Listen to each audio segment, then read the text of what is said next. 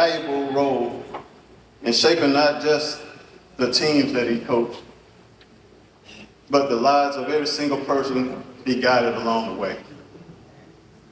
For many of us, Coach Williams was more than just a coach. He was a mentor, a teacher, and most importantly, a friend. Whether it was on the football field or the basketball court, Coach Williams instilled in us the values of hard work, discipline, teamwork, perseverance. So as we gather to honor a coach who made a difference in all of our lives, let's also take this opportunity to thank him for the tireless dedication he gave to each of us. It is because of his influence that we stand here today. Forever grateful for the lessons learned, the challenges overcome, and the memories made. Coach Williams, thank you for everything that you have done. We are forever grateful for your guidance, and we are proud to call you not just our coach, but our lifelong friend. Thank you, and let the celebration begin. We thank you for a man that used the platform that was given him as a teacher and as a coach to be beyond and to be far more than that. As spokesman for Lord, he's been a mentor, he's been a friend, but most of all, he's been a true servant and an example of what a servant of yours should be. And for that, I'm grateful. I'm thankful that you loved us enough, Lord, and you loved us so much that you gave us that gift. And Father, as we come together to fellowship this year, I ask that you will watch over, keep, and protect our conversation, our mind, and our bodies. Lord, we thank you for all those that played a part in putting this program together. We thank you, my Heavenly Father, for the time and the energy that was put into it. We thank you for the food that we're about to receive as well. We ask you to bless the hands that prepare this food and ask that you will let the nourishment of our bodies. Again, Lord, we just say thank you. Today, as you declare in your word, we should give honor to whom honor is due. And today we give honor to our coach, Williams. Today we celebrate him. We thank you, Lord, in Jesus' name. Amen. Amen.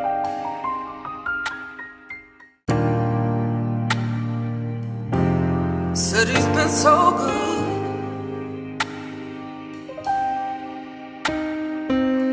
God has been so good.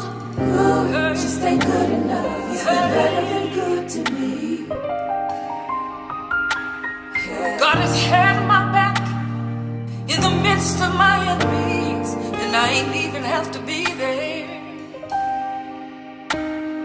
I have roamed many cities, friends not very many, but God took care of me and my children. I'm so connected to this air that I breathe, the oceans and the sea, the mountains, the skies, and the trees. I'm gonna get everything that belongs to me. Good, just Said he's been so good.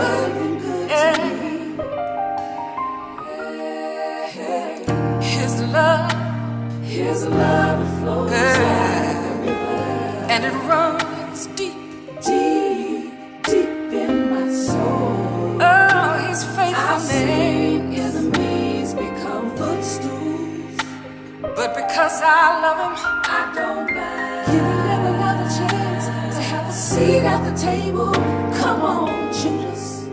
hey, said he's been so Good, just ain't good enough. Yeah. He's been better than good to me. I call on you, Lord, For the souls that were lost, hey, because somebody represented you in the wrong way. I call on you, Lord, for the souls that were lost, hey, because some child watched mama run from pillar to post. I call on you, for the Lord. souls that were lost, Oh, 'cause Papa was a rolling stone from bed to bed. I called on you, Lord, for the souls that were lost, somebody could be contemplating suicide, yeah, and Lord, it's a do or die do or die situation. yeah. Oh, but I trust you, God, 'cause you've been real, real good. Good just ain't good enough. He's been better than good to me. Real good. Good just ain't good enough. He's been better than good to me. Better than good to you. Real good to me.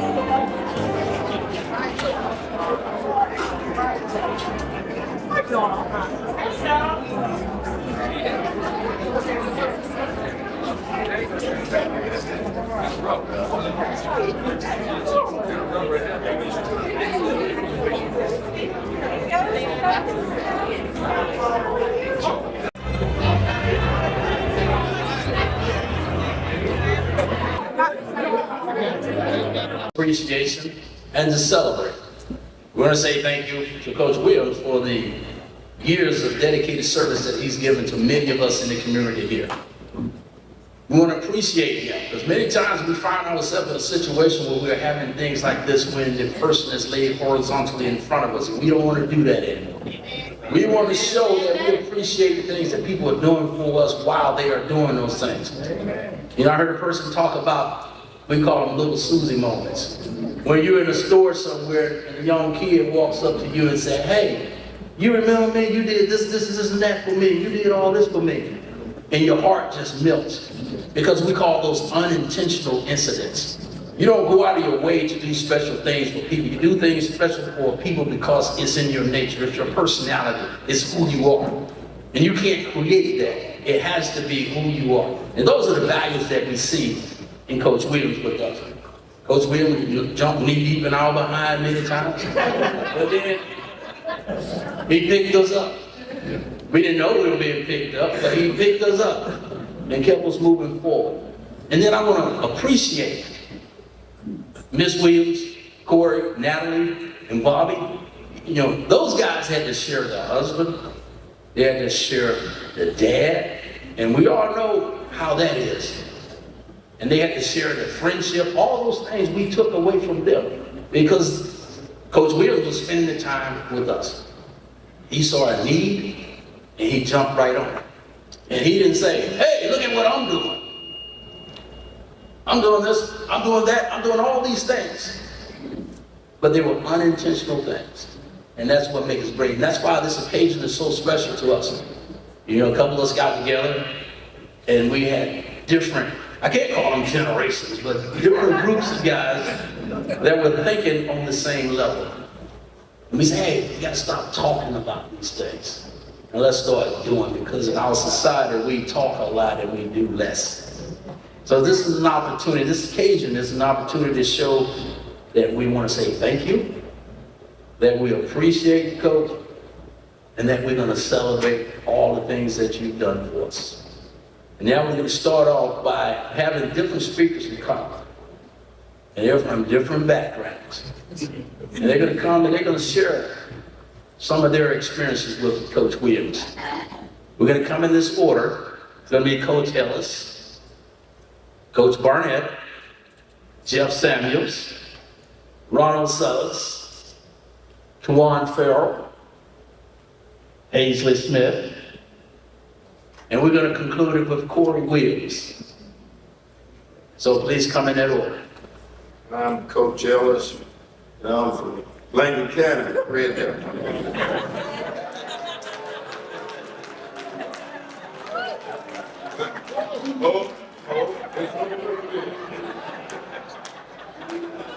When Larry told me about the situation and asked me to say a few words about Coach Williams, and I looked on the sheet tonight and said, 2 minutes. Well, I told Larry, it's gonna take me longer than 2 minutes. I'm not gonna be that long, but he said, Coach, I wasn't talking about you. You got time. So it's an honor and a privilege for me to get up here and speak about my friend, Curtis Williams. Because I've known Curtis for, he came to Washington, and I came to Lincoln at the same time in 1981. And, you know, I've gotten to know him as a man of great faith, great integrity, and great character. I know he loved the Lord. I know he believed in discipline, but he believes in showing love too. He's strict to a point, but he can also show you love. And Curtis and I came at very similar passes in the coaching profession, because he, like I said, he came here in 81 and I came in 81. And Curtis and I both realized that God put us in both of us in Lancaster and in Washington. And it was because he needed some men to go in there and be mentors, be father figures. Everybody, all these young kids didn't have a father in that household. And God put us in place. And we realized that. He realized it, and I realized it. And so, and I say all the time, if you're in the coaching profession and you're not touching lives, then you're in the wrong business. You're in the wrong business. And believe me, Coach Williams has touched some lives. You can look at it right here. He's touched some lives. Coach Williams came in the Washington community. He could have moved and stayed out in the suburbs. He and Joyce built their homes in the neighborhood. He built his home in the neighborhood. He went to church in the neighborhood. He lived in the neighborhood. He wanted the kids to see him and know how he lived by his example. So he didn't hide, he didn't run. He could have stayed in Augusta, he could have stayed in Athens, but he stayed built right in the neighborhood. So that just shows you he wanted to be where the kids were. Great coach and mentor. Now, we played against Curtis, and I'm telling you now, when we played Washington, back in the 80s, 90s, Washington, Lincoln, Thompson, Greene County, Ellis, it wasn't no better football in the state of Georgia at that time. And I'm gonna tell you, we went to war. It was some battles. It was some battles. John can tell you. It was some battles. But Curtis, he and I both coached defense. We were defensive coordinators. He was in Washington, I was in Langston. And man, when I go in there, our game plan was trying to get prepared to play Washington. Coach Cameron knew from an offensive standpoint, they had their hands full because his defense was disciplined, they played hard, and they were gonna get after your butt. And that's the way he had it. They were disciplined out there, and they would get after it. So he was a great tactician. He was a great defensive football coach, great mentor. I also had the privilege of talking to Curtis. Curtis' son, Corey, played defensive back. And Corey was a good defensive back. And Curtis had him out there on the field. So when my son came along, I called Curtis because I wanted to get his feel about coaching your son. And he said, Coach, because a lot of times when you coach your son, both of us was defensive back coaches, and both our sons played defensive back. So, you know, a lot of times when you got your son playing for you and got him out there on the field, folks gonna say, oh, you just playing, he playing just because he's your son. And Curtis told me, he said, Coach, don't worry about that kind of talk. If he can play, put him on the field. And that's what I did. And he gave me such good advice of coaching his son. Because Cora was really a good football player.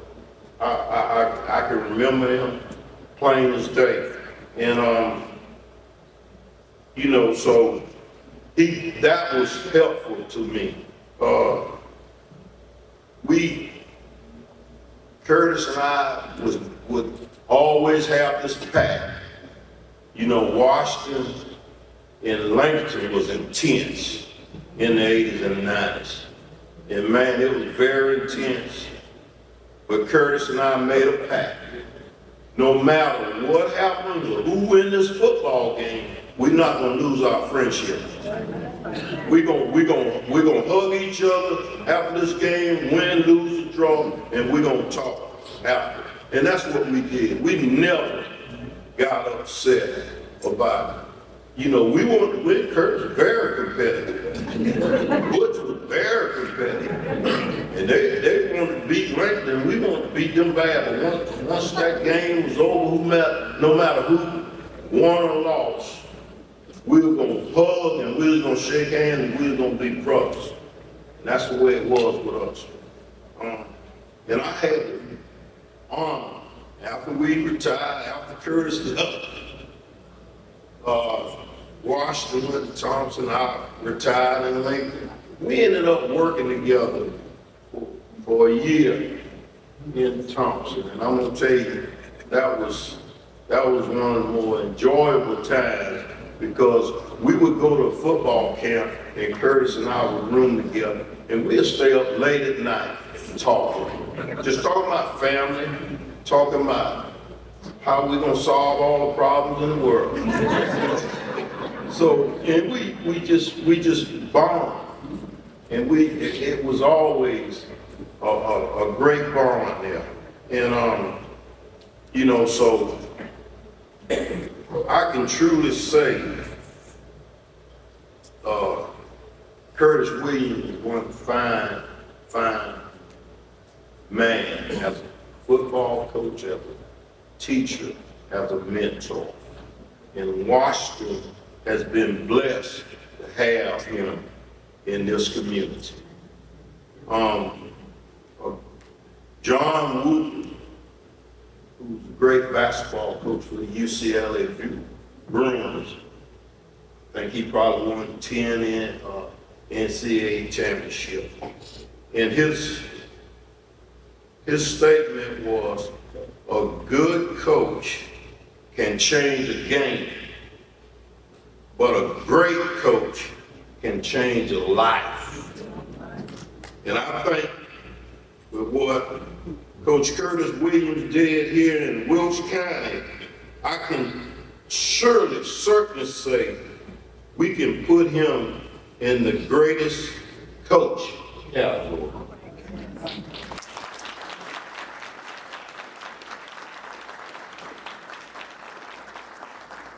And I just want to say to my friend, God bless you. And I'm so honored to be here to speak on your behalf. And I love you, brother.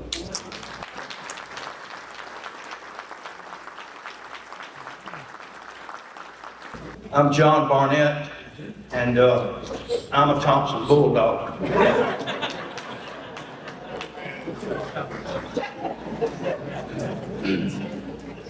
Howard and I have a similar story when it comes to our relationship with Curtis. I knew Curtis starting in the early 80s when he was in Washington and I had come to Thompson. And then by 1984, we were opposing defensive coordinators for, I think it was 11 years. And like the games with Washington and Lincoln, we had a lot of slobber knockers. And I tell you, it was a rivalry, but it was a rivalry built on respect.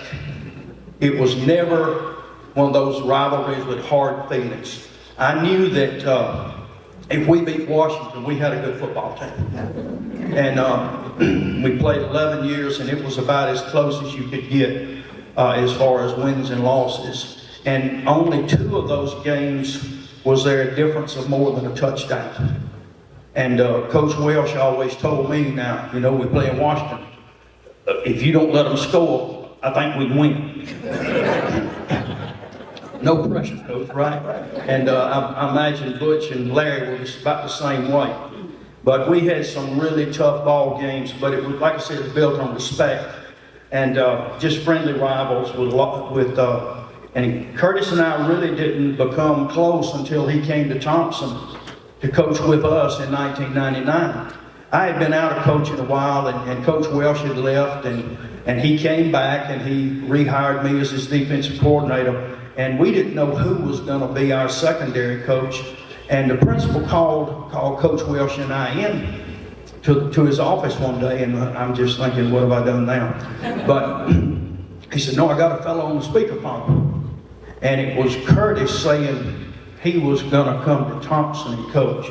Now, Coach Welsh was always kind of laid back. I'm just jumping up and clapping because I know now that I got a great secondary coach. And if Curtis said we need to cover something one way, that was the end of the discussion. That's what we did. And we worked together for 12 years in Thompson, and we were fortunate to win a lot of ball games and had a lot of great times. And like Howard said, if you're in education, whether you're a teacher, coach, principal, whatever, if you don't understand that it's missionary work, you are in the wrong business, because that's what it is. And you saw very clearly that that's what it was for Curtis Williams. I have to say this, the only time I ever got kicked out of a restaurant, they were involved. This was in the off season, and my wife and I, and Curtis and Joyce, and I think Coach Welsh and Miss Ann, and another one of the coaches and his wife, we went to eat T-bones, and we were perfectly well behaved, I promise. And we were eating, and we finished eating, we just having a really good time. And all of a sudden, the restaurant manager came up to us and said, folks, I see that y'all are through eating, and we're real full. Could I buy y'all a drink in the bar? Well, we were so shocked, we just said, oh, okay, we'll leave and you don't have to buy us a drink or anything. But that's the only time I ever got kicked out of a restaurant. We've laughed about that story a lot of times. But I want to end up by saying this. An old man told me one time, he said, I'd rather see a sermon than hear one. And when I think of that, I think of my friend Curtis Williams, because you saw a sermon every day. Thank you.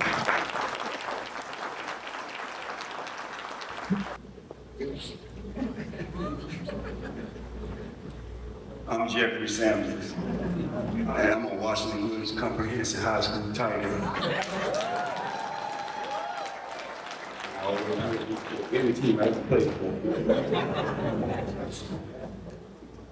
When Larry first sent me the flyer, and it spoke about Coach Williams being a coach, a mentor, and a friend, and I can add a few more characteristics to that.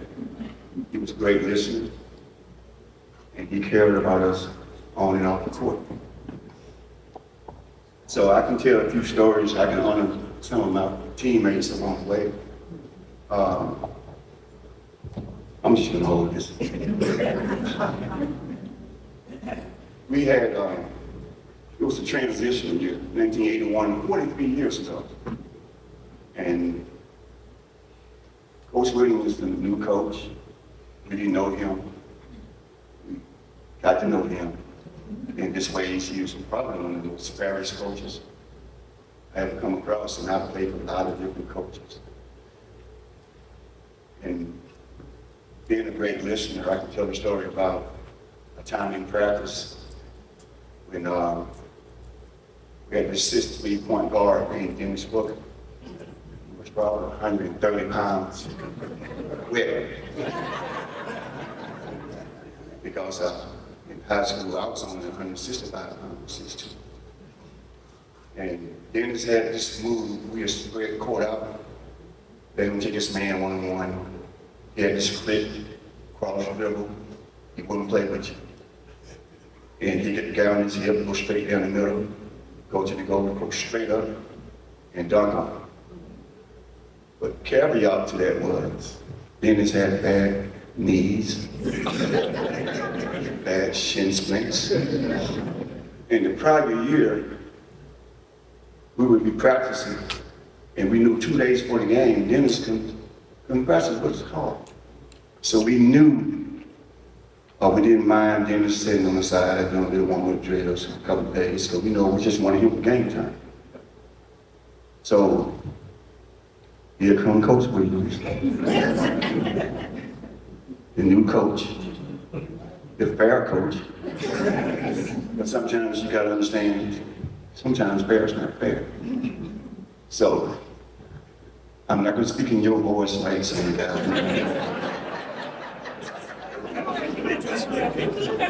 But Coach Williams say things like, I'm gonna be fair. You don't have a position because you started last year. And it took me years to get a starting position. Still picking splinters. And say things like, you know, I'm gonna treat everybody the same. So Dennis had to play, practice with us, and he didn't do well. So this is when you start finding out who your leaders on your team are. Of course, we had Dennis, real quiet. You know, he was our 6'3" point guard. We had a gentleman named Johnny Barstow, was one of the team captains, defensive player. You had me playing 3. Never seen a shot I didn't like.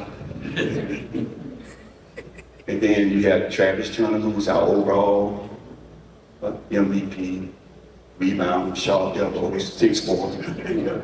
Played like he was 6'9".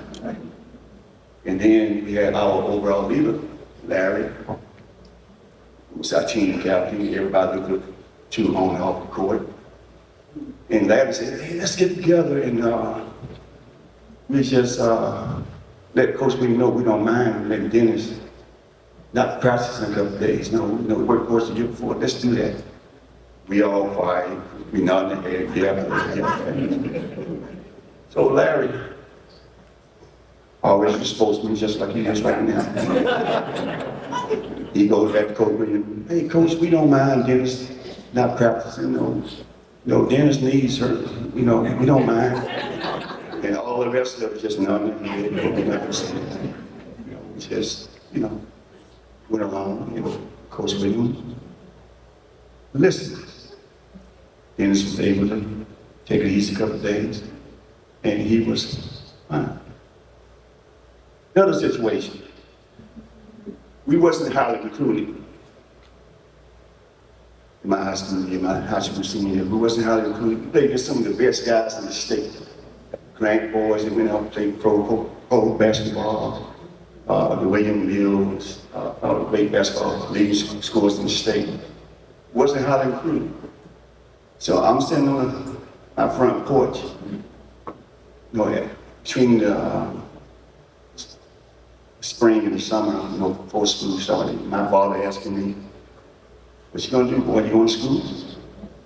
The one was knocking on my door.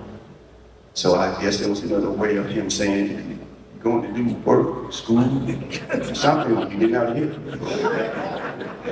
But what Coach Williams did for us as a team, we got in our cars. We were down to Payne College. I think it was Coach Sprout.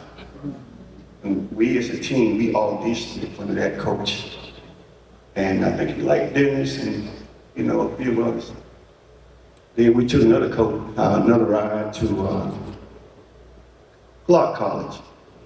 Now it's Clark Mountain University. And we played again in front of Coach Robert Pritchard. One of the toughest coaches I had come across. And we played against some of their starters, and we jumped on them like we stole something, and they had to regroup and take another look at us. But out of all that audition, Coach Pritchard, like me, the very first thing he said to me, "Hey, that's Sam, you know where to hold it, don't you?" And that opened up an opportunity for me to go to college and play and have long life relationships with coaches there, friends, players, people who I speak to and see right now, this current day. And I can only thank Coach William for that. That's my story. I was told by my good friend and former teammate, Andre Benz, if I go over 2 minutes, that he's gonna throw something at me, so I'll make sure I stay within my 2 minutes. My name is Ronnie Suggs, and I was fortunate enough to be a part of the 1981 football team. It was Coach Williams' first year with the team, and true to form, like he said, like Jeff said earlier, that he said it was going to be firm and fair. Now, there was a gentleman that was a starter the year before, and he cleared the slate for us to be able to compete for a position. I was a 10th grader, and I won a position. I was a starting defensive end. Now, think about this for a second. I was 150, soaking wet. I think I had like rocks in my pocket to get over that part of it. But I was hungry, I was angry, and I was undisciplined, but he taught me the importance of being disciplined. I tell you, when I sit back and I think about the impact that people make in each other's lives, I think about Coach Williams, and I sent my wife a picture that we took today, and she told me to tell him thank you for really setting the table for me to be the man that I am today.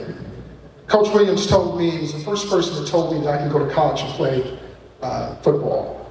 Now, what I was told about college, that it was an extension of high school. That meant a lot of homework, a lot of stuff like that. I was like, I don't know if I want to do this college thing. But I went on to college, played 4 years, and it was a great experience. But the thing that was more impactful for me, and what he did for me, is he took us to church. Now, in this day and age, that is foreign, and very foreign. And I had been avoiding church like the plague. So Miss Reed, I don't know if you guys remember Miss Reed, who was a guidance counselor, she would invite me to church every Sunday, and I wouldn't go because I didn't have church clothes, so that was my excuse, right? So sophomore year, I was on the B team, and we were brought up to the varsity. Remember that, coach? And he took everyone to church. I was like, shoot, church. And we went to Springfield Baptist Church, and I'm sitting there. I know Dennis and Larry remember this. And Coach had always been telling us about the Lord. And to your point, the person made earlier, that he lived it. He lived it in front of us. So we go to Springfield Baptist Church, and I'm listening to this gentleman, Reverend Lee. And he was preaching. And I kid you not.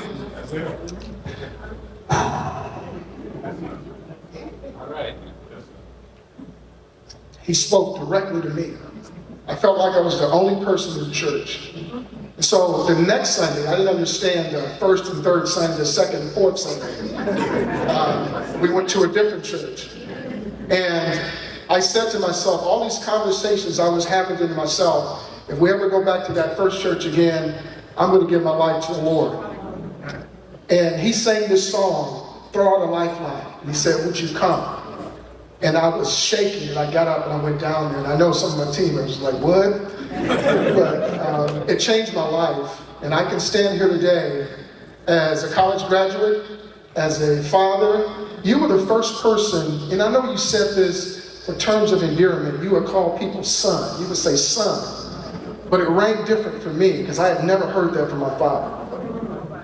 And so, father of 4, married for over 30 years, 4 college graduates.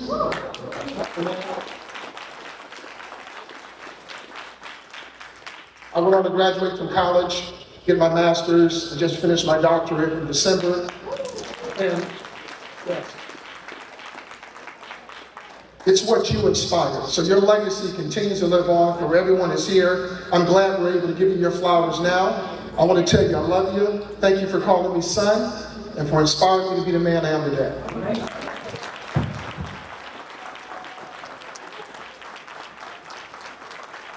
Hi, my name is Paisley Smith. I am Coach Williams' granddaughter, and I'm here to talk about how he inspired me to be a great swimmer. When I was 9 months old, my mom took me to Mommy and Me classes for swimming. And ever since then, I have been swimming for an activity after school. Every day I go to APEC after school, and my grandparents pick me up and take me to swimming. On Mondays I do 2 hours, and on Wednesdays I do 1. And that helps me become a great swimmer. A few weeks ago I went to Columbus, and I swam, and I beat all my times. And it just inspired me because he helped me achieve that. And I hope when I grow up, I become as great as a swimmer as he was, and that I'll be up to his prizes.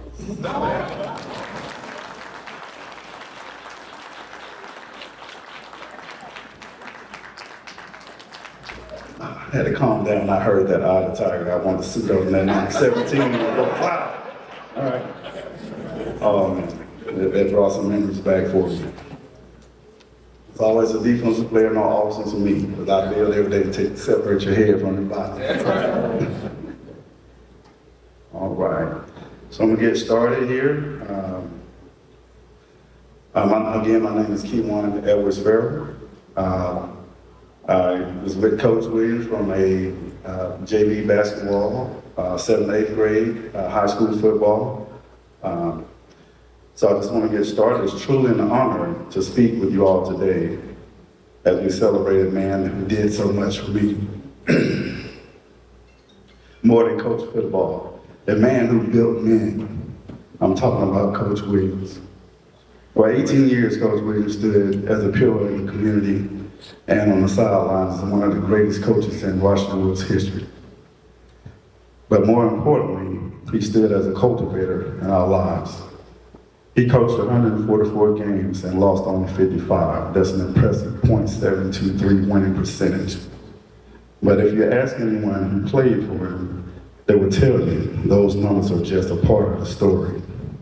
Under Coach Williams, we didn't just play football, we built a legacy.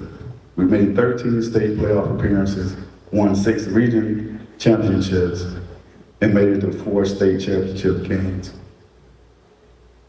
And I'll never forget the one magical season we had when we had the #1 defense in the state of Georgia in all classifications. With on our way to the state championship with 4 shutouts. That wasn't luck. That was the result of Coach's discipline, his structure, and the way he pushed us to be our absolute best. We overcame many adversities that year. I learned a lot that year about overcoming adversity and banding together with your teammates. I learned that no one person is greater than the nucleus of a team. But the real value of Coach Williams wasn't what happened on game day. It was after practice. When the field was quiet, when Coach would pull us aside and talk about life, about growing to young men, about being responsible, accountable, respectful, not just on the field, but in the classroom, in our homes, in our communities. Coach Williams demanded excellence in everything. He had a 100% graduation rate for all his football and basketball players.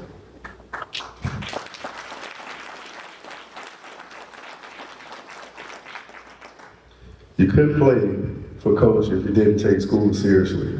To him, sports were never just about winning games. They were about building men who could go out and win in the game of life.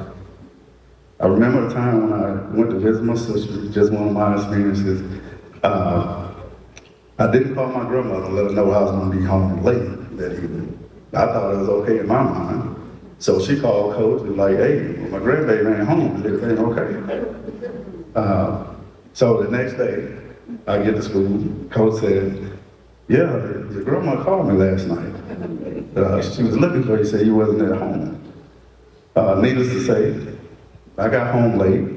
The next day, during gym time, coach said, suit up. So, I don't know if you remember this, coach. He takes me outside during gym time, I'm running the wind sprints for the whole gym period. Because, one, it was accountability and responsibility that he was teaching me that I should have let my grandmother know where I was.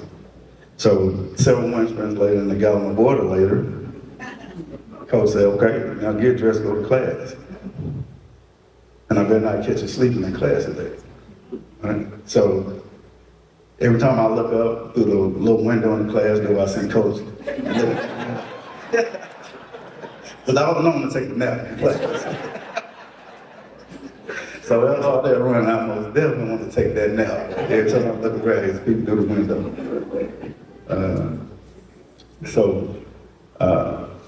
With true honor to speak, which is day to celebrate a man who did so. Oh, I'm sorry. I got on.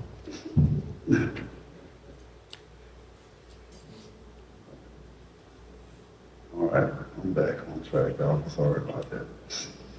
Coach Will demanded excellence in everything. He had a 100% graduation rate, like I said. And after that moment that we had, I understood responsibility that the next time I'm gonna be late, I need to call my grandma and let her know. One of the greatest lessons Coach ever taught me was resilience. He'd say, how will you respond to adversity when it knocks on your door? He believed the mark of a great man wasn't how high you could climb, but how you bounce back after you were knocked down. And he taught us to respect time. I remember as a freshman, he looked me in the eyes and said, you will be a senior before you know it. He was right, time flies. And Coach always told us, give your best today and prepare to do better tomorrow. He didn't believe in wasting time. He believed in making the best. I learned the importance of teamwork and being accountable to your teammates. Everything Coach taught us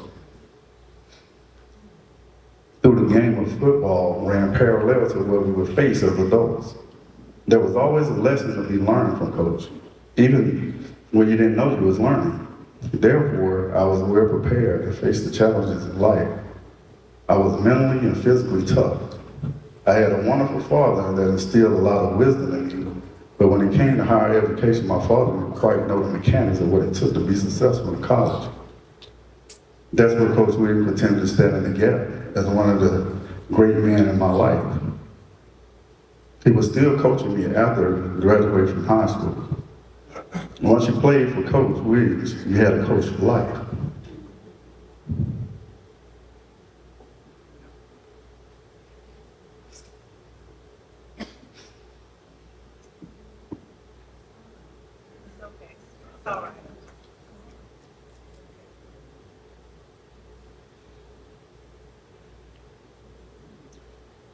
It was a critical part of how I am today.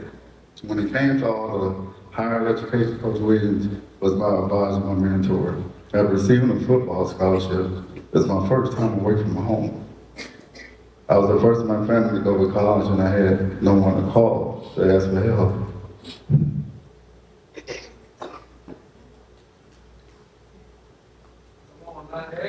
Let's go, hey.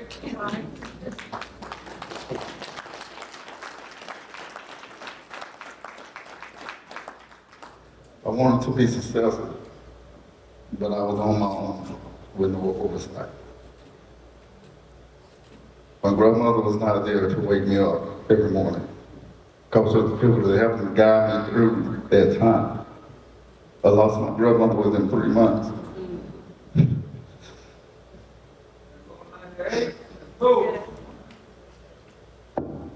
Going to college.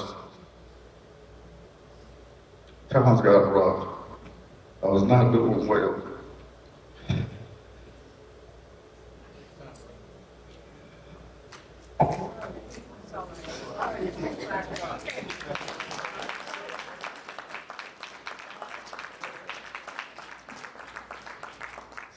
school growing up, had dropped down to a 1.6 GPA, and I was thinking about quitting school. Coach told me if I did that, I would let my grandmother down. So now that the opportunity to get a free education passed me by. Coach always had a way of making you understand the mission. People came down the right outside to check on me. To see how I was doing. That's the kind of man he is. He didn't just coach the game, he instilled the blueprint of success in us. I was able to recover when I didn't have a GPA less than 3.3 until I graduated.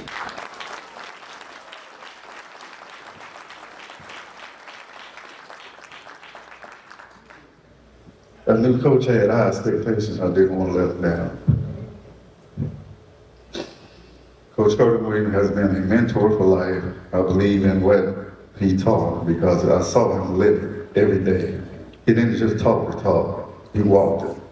So today, as we honor Coach, I want to say thank you, not just for the wins and the championships, but for the wisdom, the discipline, the love disguised as toughness, and for showing us how to live like champions on and off the field. Your legacy isn't just in the trophies. Coach, it's in every one of us. We love you, we thank you, and we all carry your blessings with us, always.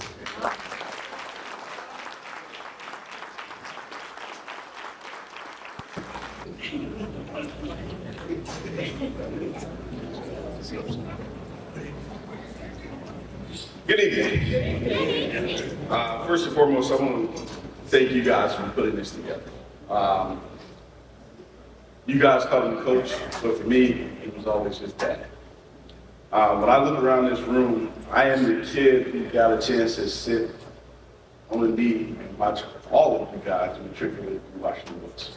I can go through classes from 81 all the way to 95. And I can point out and tell you what position you played and what you did in such and such a game. What the coaches may have said about you at home. And that was an honor. When I was coming on the way down here, just kind of preparing my son for what we were coming to. And I was saying, well, you know, the one thing about you that's different than I grew up in a sports culture. I grew up at basketball practice watching Dennis Booker. I grew up at football practices. I went to football camp with most of you. I think about when I see my teammate Derek Benz over there, but I actually knew Kenny long before I knew Derek from the times I was down at Stevens State Park at football camp. So I want to say, for all of you guys in the room that played for my dad, you've actually impacted me. As well as the future generations and all. And again, when I heard Eye of the Tiger come on, yeah, that was emotional. But we'll also talk about, you know, what it was like growing up with what you call Coach Williams. So the discipline, yes sir, no sir, structure that you guys experienced, we experience that every day. And as a teenager, you don't understand why. Why can't I go out and hang out with my friends? Why can I go to this place and go to that place? You know? And it's not until you go off to school and you're on your own and you realize, I don't need to go everywhere. You know? And there's a structure and a discipline in place that you've had since you were 5, 6 years old, that you just kind of follow that. So on Saturday night when you're in college and you've been out on Friday night, maybe I need to sit this one out and stay at home. You know? And that's something I've always had. It's like this internal clock that says, you know, you don't need to be everywhere all the time. And so, and the other thing I want to let you guys know too, growing up in our household, I don't think my dad ever cared what I achieved in sports. The main thing was that you go out and become something. I can hear my parents all the time, we're hard on you because at some point you're going to be somebody else's dad. And you got to raise somebody else's kid. So I am thankful for those lessons. But But I will tell one story though. To my son Ashley. So about 8 years ago, he decided he wanted to play tackle football. And for most guys who know, and I appreciate Coach Ellis talking about me as a defensive back playing against Lincoln, but what he failed to tell you, that was probably the only game I ever played at 100%. You know? And so I'm okay with not being a great defensive back. But I have a son that, you know, that athlete that I am, run faster than I can, he's tougher than I am. And that's a fact. So as he was preparing for football, you guys know what position he's gonna play. He's gonna play cornerback. So I say, well, hey, why don't you go work out with Papa? You know, let him talk about backpedaling, turning, how to man cover, zone cover, and that kind of stuff. And he said, yeah, that'd be a great idea. So we set it up. I get over there, and as we're riding over there, I know what's coming. But I don't tell him. And so we get to the house, and I see cones are set up, and we got the football. And I say, well, all right, I'm gonna let you guys have it. And I'm gonna go in the house and talk to my mom. And so I can remember peeking out the window, and I'm watching him, and I like it. No, do it again, do it again, do it again. No, don't do it again, don't do it again. And so, when we got ready to go back home, my son looked at me and said, how was it? I don't know that man. That ain't the Papa I know. So again, I want to thank this community for what you guys have given to me. Yeah, we got a chance to share our dad with the rest of you, but there was still enough for my sister and I and Bobby and all. So thank you, Dad. Thank you all very much. Thank you all very much. We heard a lot of great things. They were all deserving great things. And now we want everybody to focus your attention on the video screen that we have here. This is a little bit of a video reflection.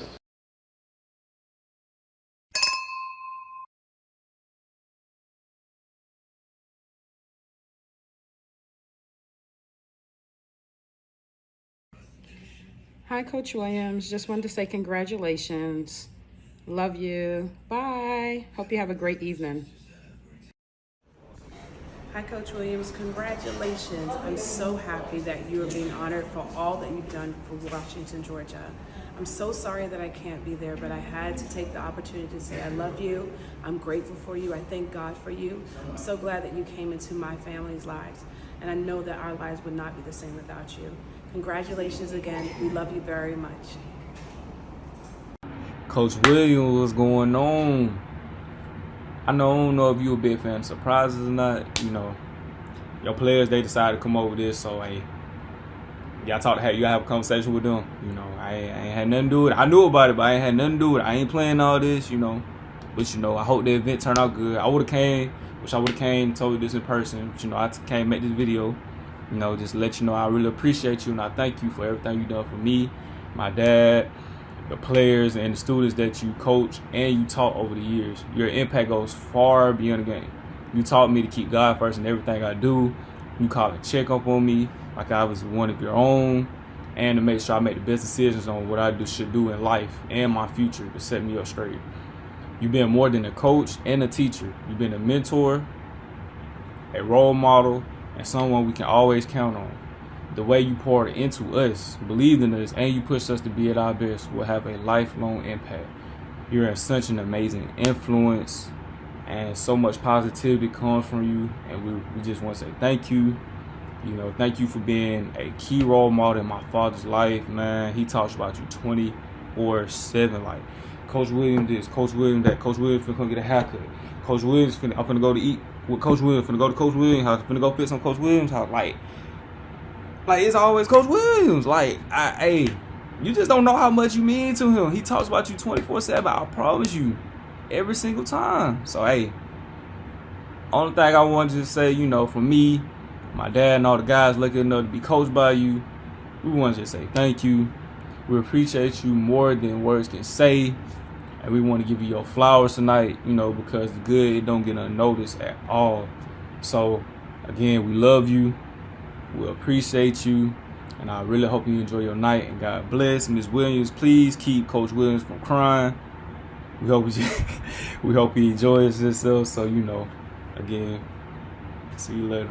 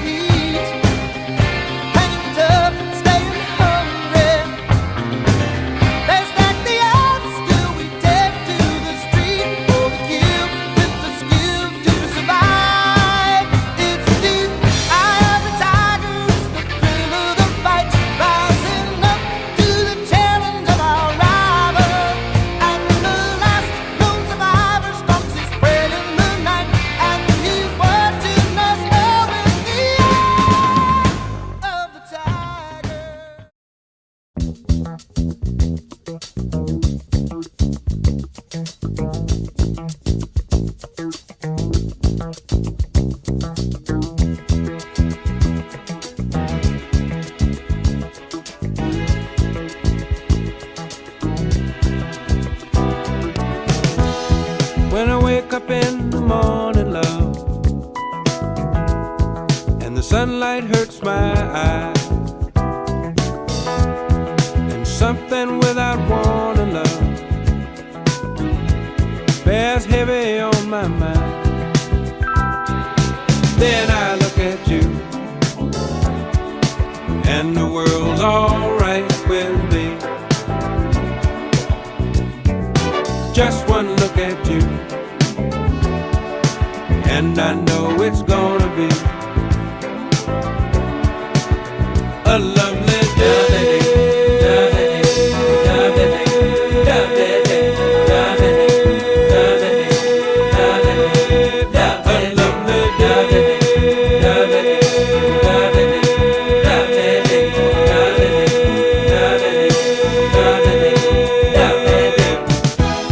When the day that lies ahead of me seems impossible to face, when someone else instead of me always seems to know the way, then I look at you, and the world's alright with me. Just one look at you, and I know it's gonna be a lovely day.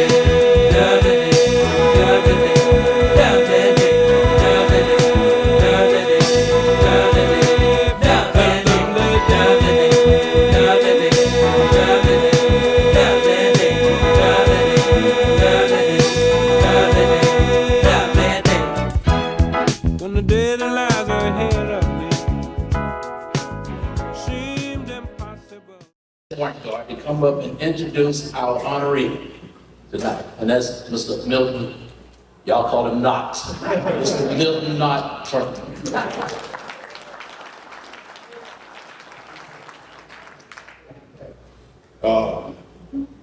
Yeah, the best point guard. Well, I don't like Dennis. I don't look at all. The best point guard.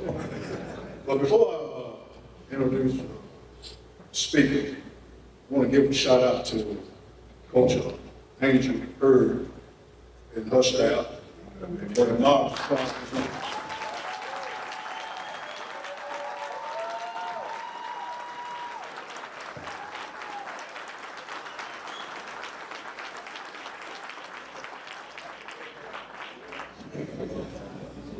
Coach Curtis Williams was born in Columbus, Georgia, to the late Douglas Williams Sr. and Jeanette Pullins. Curtis was the second of 5 children. He was nurtured and supported not only by a loving mother, but also his maternal grandparents, William and Marcella Thrash. Curtis' grandfather had a profound impact on his development as he grew through childhood, adolescence, and young adulthood. Curtis credits his grandfather for teaching and demonstrating the ethical behavior of a real man. Curtis was educated in the public school system of Muscogee County. And he attended and graduated from George Washington Carver High School, where he was a member of several clubs and played varsity basketball. In his senior year of high school, a season-ending injury derailed his dream of playing basketball at the collegiate level. However, his coach knew that in addition to basketball, Curtis was an avid swimmer. He helped him to secure a college scholarship to swim, despite the fact that his high school did not have a swimming preparatory program. After graduating from George Washington Carver High School, Curtis attended Albany State University.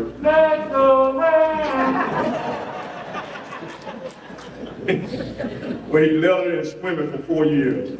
While at Albany State University, Curtis became a member of the Phi Beta Sigma Fraternity Incorporated.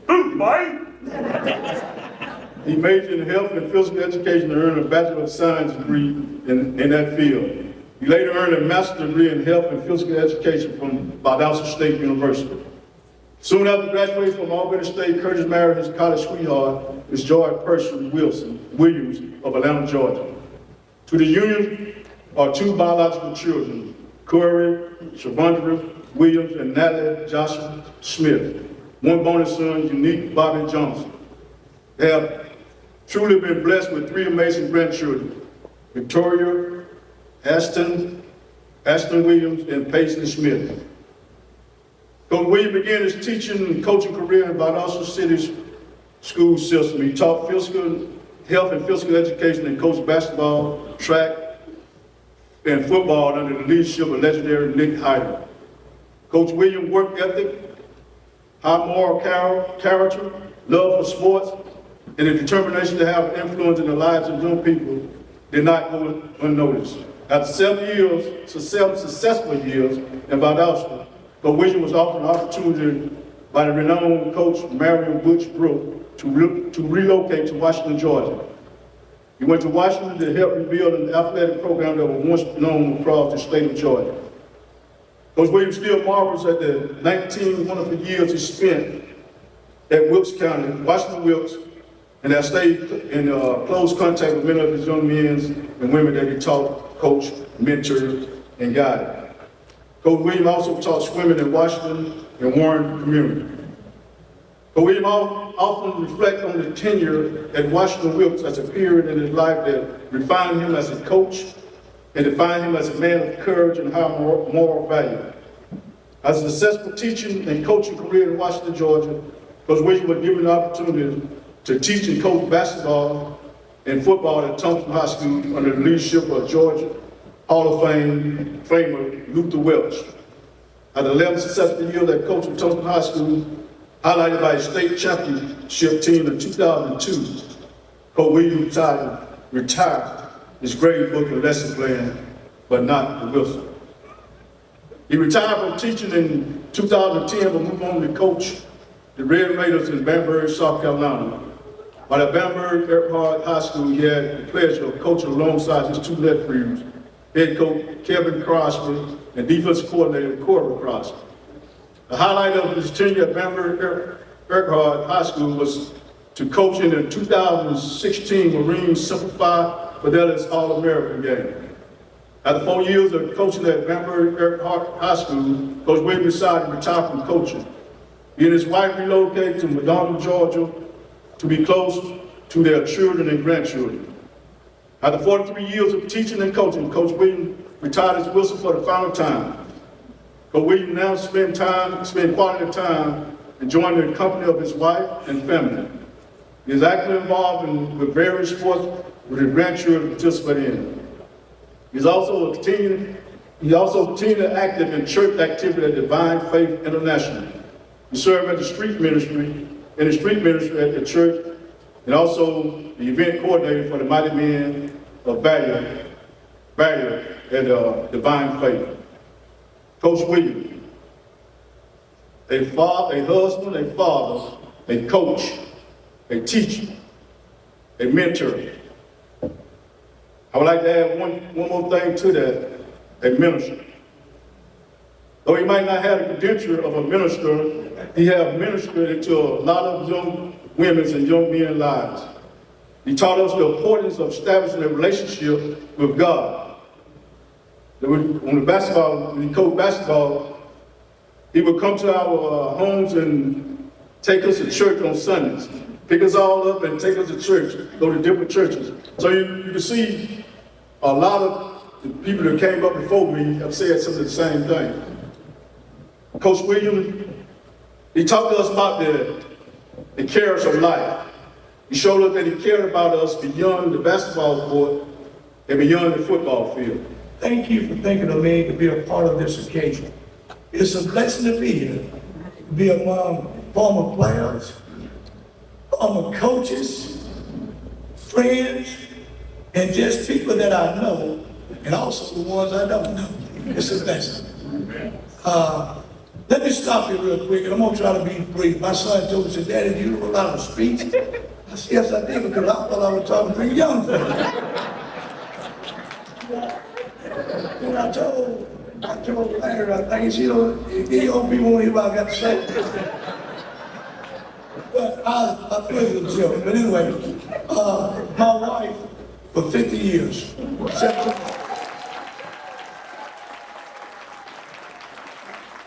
learned how to keep a wife that long because it always, yes ma'am. But she was my college sweetheart. I met her in college, and I told all my guys this. We took a class together, an English class. This teacher was tough. It was 12 students in the class. That was 9 guys and 3 girls. She was on somebody in the front of the room. Everybody else went in the back. I saw that. I said, I need to pick up. And I stayed behind until I reeled in.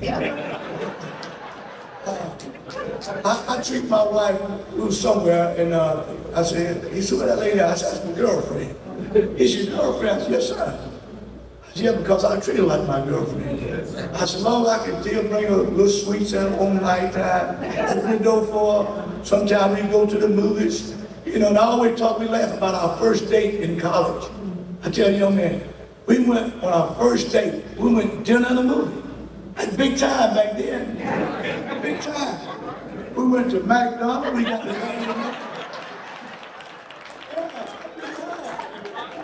put it up, man.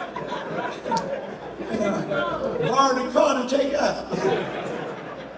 And I'm proud of my wife, and I can tell you, I didn't understand what was going on. My wife had been shopping. I've been at home all week trying to prepare for this. And I know she was slipping bags in the room. So she said, "What you gonna wear?" I said, "I'm gonna wear casual clothes down there because I just wanted to speak to some young people." She said, "You need to pick out something nice to wear." I knew I had this blazer, my men minister. But I looked in her room, I saw not one blue dress, not 2, but 3. I guess she said, "Well, I'm just gonna try them on." You know how you ladies do. She'll be taking some of them back to home. my wife, and I'm thankful the Lord blessed me with a good wife. My daughter Natalie, I'm proud she'd be here. She's a teacher. I told her a long time ago she went the wrong way. She started off with political science. We told her from a little girl, you need to go into education. Because when she was growing up, Miss Moody was her teacher. We go in her room, we couldn't find no pencils, no paper. She had them all in her room, laying on the floor, had all her dolls in there, she would teach them. Shut up, you got your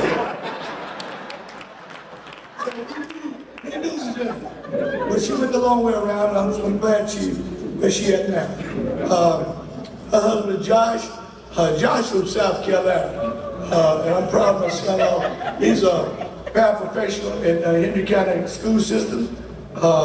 He also a certified high school football official. He one of them guys wear that white hat on Friday night. We went to one of the game, and I told my wife, now we better move, but these people be talking like that. Don't throw that flag out there. And, but I also told him, you ever come to Wills County, I got to come with him and keep y'all off of it. He also a certified lacrosse official. I was at one lacrosse game and I stood at the fence and there was this guy sitting there. He said, they don't know what they're doing. I said to myself, man, you don't know what you're looking at. And I'm real proud of Josh. And my grandbaby Paisley, like I said again, she started off when she was a little baby with a top program swimming. She's a competitive swimmer. She just completed her first year. She completed 6 swim meets, when you swim the butterfly, the breaststroke, the backstroke, and all. And I was so proud about a couple of weeks ago, went to Columbus in February, my hometown. And I thought when I was growing up, we only had 2 pools. That was a recreation pool and a YMCA. At no time did I ever got in the pool with anybody's wife. But I was sitting there, I had an opportunity to see my grandbaby swimming in this natatorium, and I had an opportunity to be a timer at that swim meet, to see her compete in her class as a 10-year-old. I think about 88 10-year-old there. She finished 4th out of 88 in her class.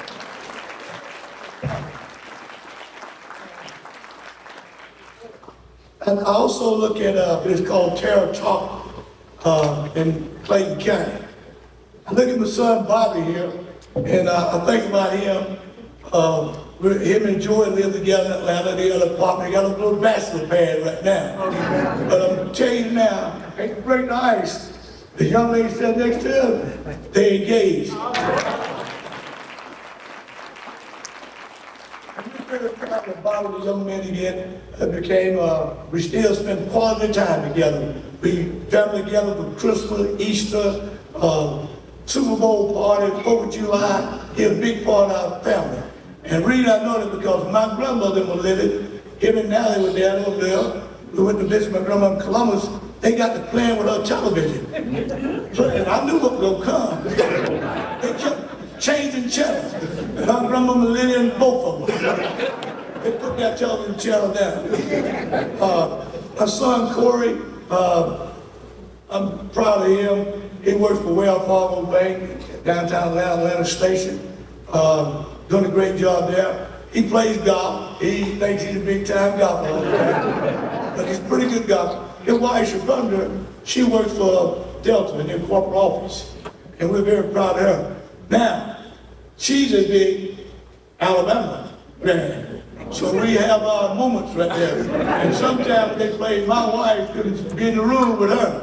But both of them be cheering, Dog, Bama. But we're very proud of her too. My grandson Ashton over there, I never forget, he played football, and he played both sides of the ball, defensive back, he was a little running back, little scat back. I was at the game when he scored his first touchdown. I took his jersey, had it framed, got a little plaque on it right there. I was in the stand filming the game, and I called it spread right, jet motion left, 28 sweep. He caught the ball, he went right in, his papa was in the stand, running with that. I got a chance to see his first touchdown. I'm very proud of him. He also plays soccer. Where he lived at, soccer's a big thing.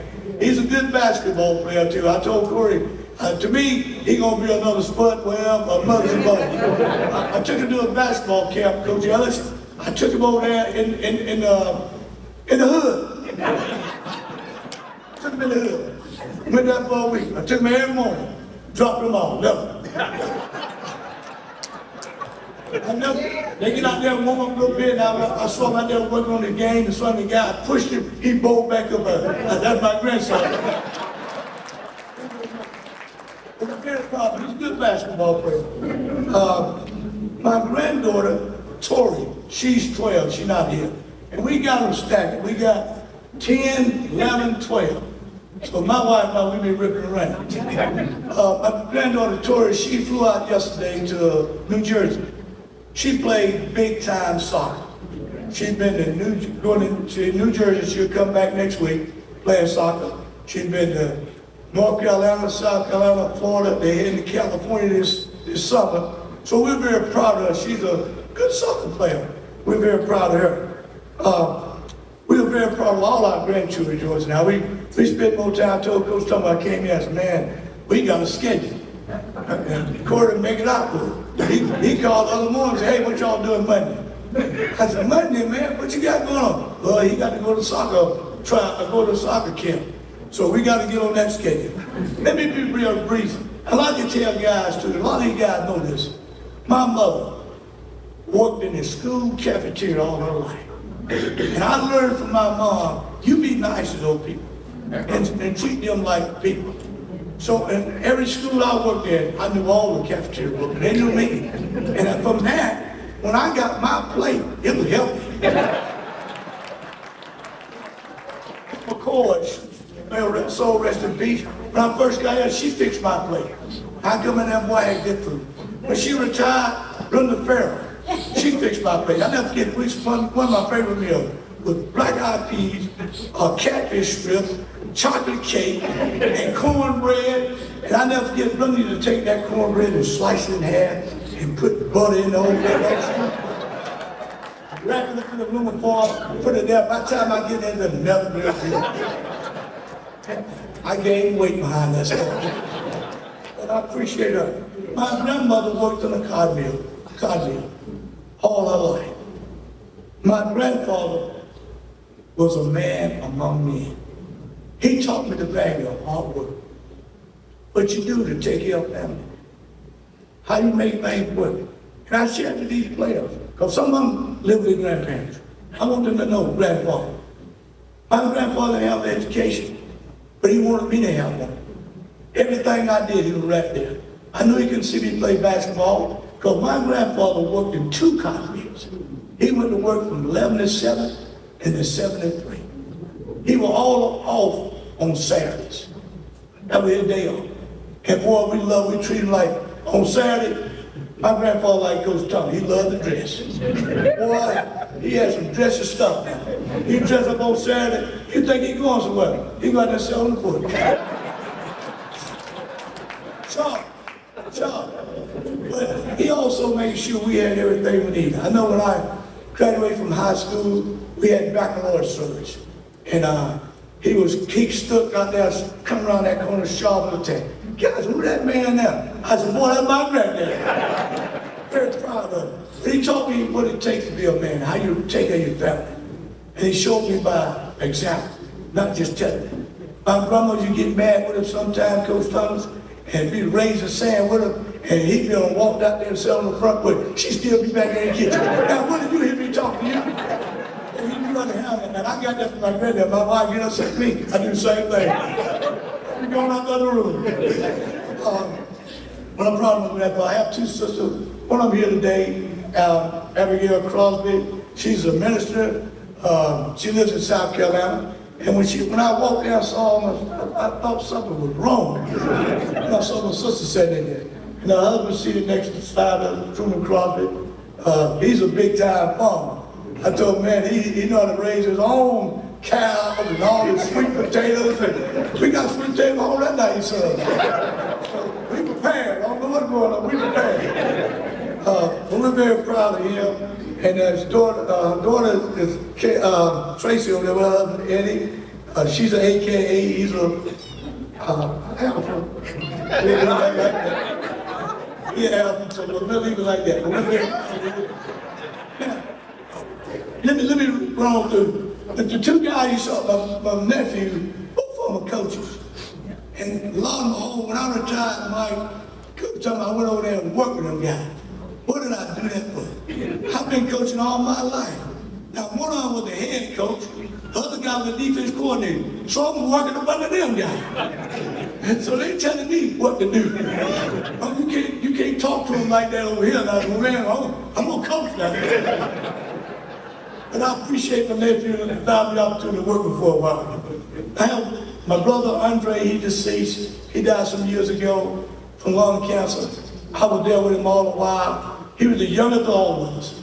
And when he was young, he was footloose and fast and free. You couldn't tell him that, he knew everything. But we're very proud of him. You know, the main thing about him, when he was growing up, he got out of hand a little bit. So my mom sent him to Dallas to stay with me.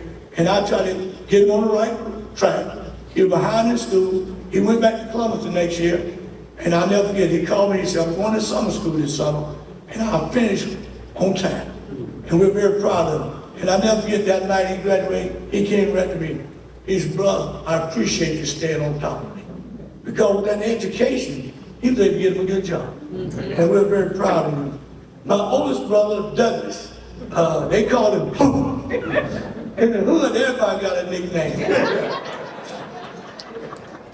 I think some of these guys ran to Coach Brooks one time, some coaches, they knew me, and they would call me all my street name. And Coach Ellis got one of my street names too. He walked around, I said, man, you mess about my neighborhood. My grandmother called me Rusty. Rusty, where you get that from? You didn't go somebody talk to me, man. But my brother named Plum. He was the oldest. I never forget, he got put out of school in 10th grade. Two brothers want to jump on him about a girl. And he beat them pretty bad. And back then, there was no alternative school. There was only two black schools in Columbus, Carver and Spencer. No choice, you go across the river to South Carolina or whatever. So he didn't go back to school, but he made sure that I stayed in school. He always told me, the stuff I did, you ain't gonna do it. And as a teenager growing up, I wanted to hang on the street corner with some of my buddies. I never forget it, he'd run me home. They used to laugh at me. He'd throw rocks at me. Get you off the street, man, go home. But he wanted me to make something out of myself. I appreciate that. Some of you around here, some of the guys, your relatives may know my brother, because he came to visit me a couple of times here. And hung out down there to the pool room down there, shooting pool. But then I never forget, later on he moved to South Carolina with my sister. They came here for a region championship game during Thanksgiving weekend. And he came with him. And I said, boy, I know him. He got antsy. He didn't want to sit around the house. I'm ready to get ready for a big game. Been watching film, nervous already. He gonna go off walking. But living in Baltimore at the time, he walked way over here across town. 10 o'clock came, 11 o'clock came, 12 o'clock came, 1 o'clock came, 2 o'clock came. He went there. Later on, I get a phone call. Ring. Well, who is that? This is Police Chief Ellis. Jealous. Police station. I said, what? Yeah, Coach, we got your brother down here. I said, what? He said, Coach, he ain't done nothing. We just went to our police car to make our round. He was sitting in the back seat.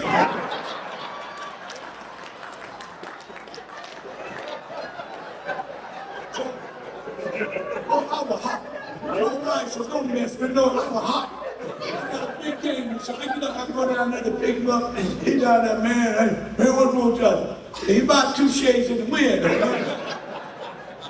But I got him back to the house, we laugh about it now. I was mad that night. Not because he wasn't embarrassing me, because I know we got folks, my folks like everybody else folks. So I ain't doing that. But he kept me straight and helped me to be the person I am today. And I'm thankful for my brother, Plum. And like I said again, some of you relatives around here know it. I know Larry Campbell, brother Bobby know it, but they hung out together, so. But my dad, I'm gonna leave him last. I guess you're supposed to say, he got a daddy. Let me talk about him. You can't talk about it. My My dad was a great role model. He did everything wrong. Everything. He abused my mom. We left out when we were little. Had to move in with my grandparents. They took us in and took care of us. Never gave anything for us. Never saw me play basketball or nothing. He didn't live too far from my high school that I was going to. Never asked me, when you gonna graduate? What's going on with your life? Never. And I never bought any school clothes. My grandfather, my grandmother. Never bought anything for Christmas. My grandmother, my grandfather, my mom. They took care of it. I never forget it. When he died, his sister called me. I was living in Valley Hospital. She said, your dad died. I said, okay. I did. I said, I'll be there tomorrow. And we came. I'll never get there. Had a blue suit, light blue shirt with a matching tie. You know, we went to the house he lived with, the lady he was living with. Younger than him. So there was no clothes to be buried in. Took my suit, buried me. His sister said, what you gonna wear? I said, I'm gonna wear a shirt and pair of pants. I'm gonna be there. I cried at his funeral because I said, this man didn't do what a good man should be doing about his family. He showed me how you can destroy a family. Destroy a family. I made myself a promise. I ever get married, I'm gonna be there for my kids. I'm gonna love my wife through thick and thin. Love nothing. So he set a good example for me to follow. I got some of my guys here today know all about the story because I like to tell my kids where I came from. We moved here and lived on Butler Street for a while. Miss Canberra checked with our neighbor. She kept us straight. Everybody knows that she's a good neighbor. Then we moved to Baltimore. Very nice, friendly people when we moved over there. Everybody knew everybody. They knew your children. They knew what you was all about. We had some great times at Jackson Chapel LB Church. Had some great times at Mount Carmel Baptist Church. Sunday school, outing, vacation Bible school. Good friends, good people. You know, I tell people all the time, I say, well, that's where you from? I'm from Columbus, Georgia, but I spent a lot of time. We spent 32 years right there paying taxes here in Wilkes County. So I'll say that. My neighbor Larry Campbell, we got to know each other real good. Good friend. And we're still friends today. Larry retired from the military, or got out of the military, went back to Fort Benning, thought he was still in the military.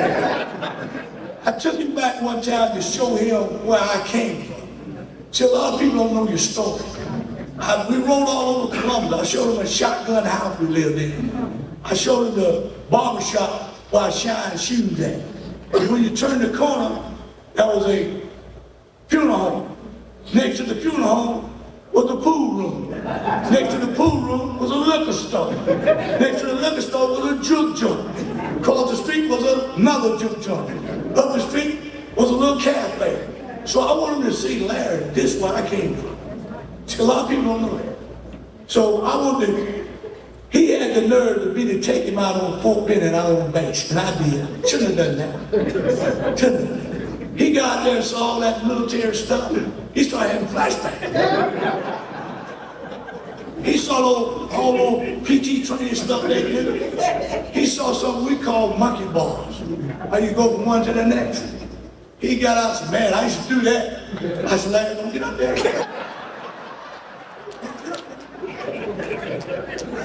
I told my wife, I'm gonna tell you, he grabbed one of them bars, and he swung to the next one, and he reached for the next one, boom! He was so ashamed, he jumped back up, I said, Larry, don't get back up. He grabbed the first bar and reached for the second, boom! You don't know. No, he told me, that's all for the day, man. We had some great parents here at Wilkes County. Great parents, great aunts, great uncles, great cousins. And I'm thankful we have some of the best student athletes in the state of Georgia. Yes.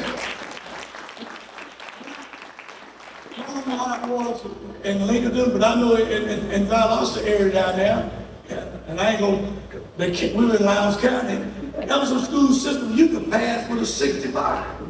65 pass. We got to Washington, it was 7% of that. If you didn't make 7% of that, you do. But I'm thankful our student athletes, they stood up to the plate. And they did what they had to do to be able to play. I'm proud of both our male and female athletes. I'm proud of them. I remember Coach Brooks telling Dr. Dorman when we got to stay, he said, Doctor, if they stay in this program, they're going to behave in this community and in this county. I used to think sometimes, I ride all the way around this place sometimes, because I know on Friday night, after the game, I'm doing patrol. I'm riding quite hard. I'm going down these kids where the truth comes in, and I better not see it. But I want to thank the student athlete here because they passed their classes and they did a great job. They took pride in their grades. They took pride in graduating from high school. And that's something we took pride in, that our student athlete was finished. We just didn't want to see you play ball and you didn't graduate. That was top priority. How I get here? By my prayers. You know, I pray for everything I want to do. I tell young people now, pray. Ask God for what you want to do. I said, what you want to do in life? I said, I want to be a high school football coach. I want to be a high school basketball coach. And see, in Valdosta, I was doing all that on the middle school level. Basketball, defense coordinator, football, and head boys, 8th grade basketball. But things I want to do, Coach Book presented to me right here in Wilkes County. And at the time, my wife was expecting with my daughter. Nella be ready to be born.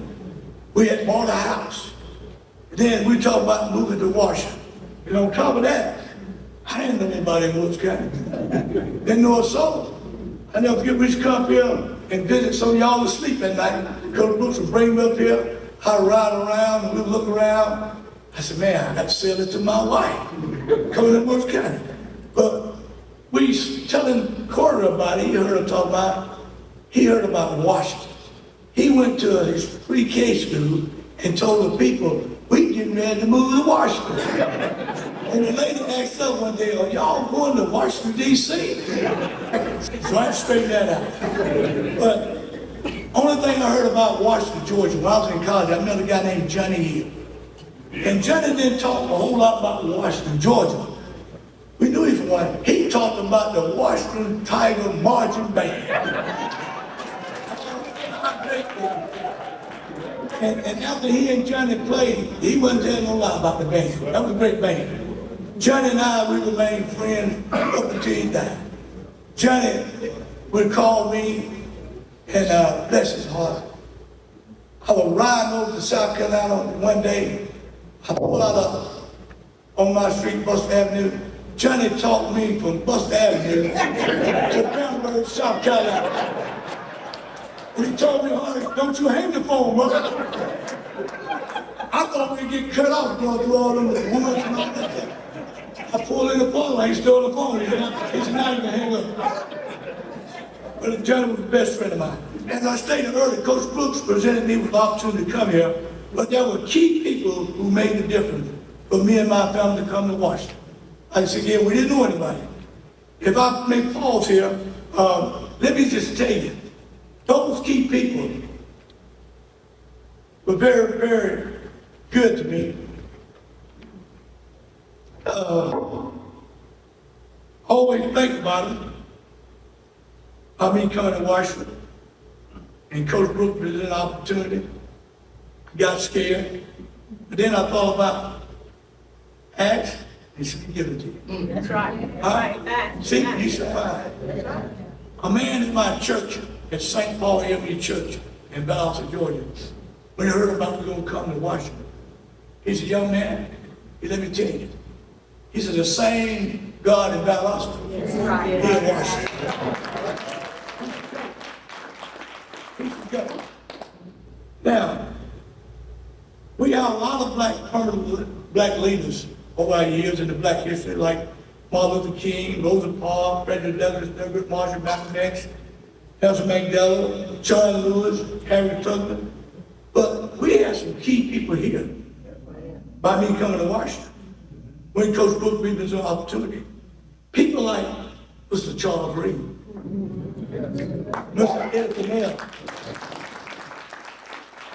Reverend G.L. Avery, Mr. Walter Anderson, Reverend Smokey Turner. Let me tell you my story.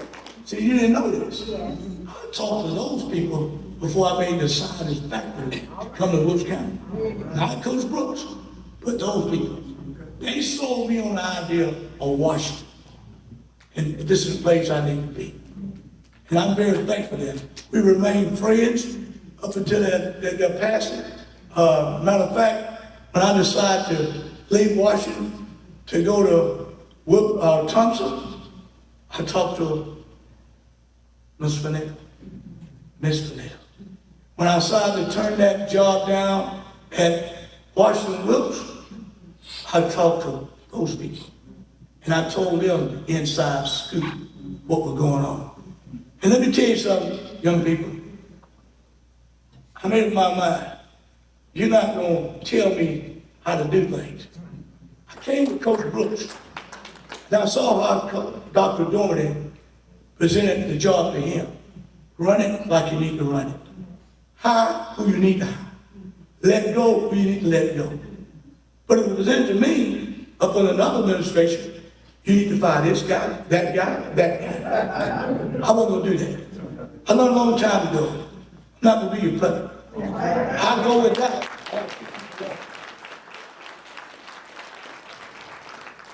So I'm thankful for those being there.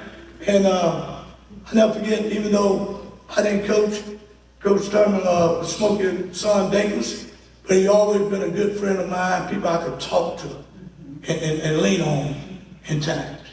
And I'm thankful for that. They were my mentor all up until they passed away. Many of our players, all the players here today, are active people, action people. See, you can talk a lot of talk, huh? But your actions speak louder. What you do. I appreciate it. I just threw me over, you know. And like I said, I come down here often. I get a haircut down here. Huh? I go to I was 2 weeks ago, went to the dentist right down on the square. Yeah, I still go to the dentist down here. I just go to Wilkes Eye Center till he just booked up and left on me. But guess what? I found the doctor that was working with me down here in Athens, so I go to Athens. Still got him. I go to Augusta to my cardiologist, my primary care doctor. So I'm still around. I get a haircut, like I said again, and really not. My barber, where is he at? Man, I got a haircut when I lived at Coach Thomas. I got a haircut. I got to tell the guy gave me the mirrors. So what you think? I looked out, who it is? He had combed my hair up in the air. Some kind of ball right in here. He trying to hide that. I told my wife I look like Don King. So, and I didn't go back no more. I guess he probably looking for me. But I come down and get a haircut with my barber here. He's one of my former players. He does some work in my home. He like a son. Oh my God! So I like to get on and talk to him just like that. And I love him. I got one of my sons here. He'll call me, and my wife, who you talking to? I'm talking to Keely. I'm going to bed. I know you're gonna be talking. But we talk, and I appreciate that. I appreciate him checking on me. Had a guy call me this morning at the Club Blue Sky. We talk sometime. I get a phone room. What's up, Coach Man? What is it? It's Bam. I said, what? And I was saying to myself, my wife is back on. We talked a long time. And let me tell you what Bam told me. I'm going to share with you. He said, Coach, I appreciate all you've done for me. He said, you're the reason I went on and stayed in and got that college degree. See, a lot of times people can't count you out, but God counts you in. If you lay his hand on you, can't let nobody do it. And I tell young people now, I might not have been cum laude in high school, not a Victoria, top of the class. But if I get a break in life, that God open up the door for me, He gonna make sure He gonna see me through it. And I never forget about, he went to school and the wife, mama just told me today. How you told me? He remember this day. I said, son, he went to Albany State, gone around. I said, don't you leave there without it. I said, how long? I don't care how long. Don't leave without it. And he told his mama, said, Coach, we told him leave it. I get it. And sure enough, he got that degree. Guess what? Coach, we were right there. But I was proud to see him become the young man he is. I always think again, these guys here now, a lot of these guys was the first somebody in their family to go to college. Look at some of them now. First one went to college, first one finished high school in their family. And I use the word, some of them just kicked the door down in the family. And when they kick the door down, others start falling behind, being successful. That's what it's all about. And I'm proud of you guys. And if we take a tour bus and ride over Wilkes County, we can go all around and you can find somebody great come out of these communities. Great people doing great things. They may not be living this time. They may not be living this time, but they somewhere doing great things representing this county. And I always think about Coach Brooks. We talked all the way up to he passed away.